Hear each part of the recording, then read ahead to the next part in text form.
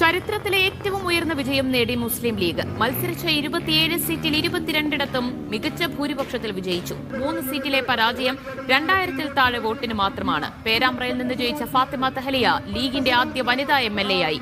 മലപ്പുറത്ത് 85,000-ത്തിലധികം ഭൂരിപക്ഷം നേടി PK കുഞ്ഞാലിക്കുട്ടി സംസ്ഥാന തെരഞ്ഞെടുപ്പ് ചരിത്രത്തിൽ റെക്കോർഡ് വിജയം നേടി. ഇത് UDF-ന്റെ ടീം വർക്കിന്റെ വിജയമെന്ന് സാദിഖ് അലി തങ്ങളും PK കുഞ്ഞാലിക്കുട്ടിയും പറഞ്ഞു.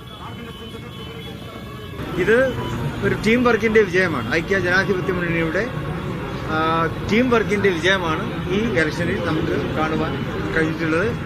കേരളത്തിലെ ജനങ്ങൾ സമ്മാനിച്ചിട്ടുള്ളത്.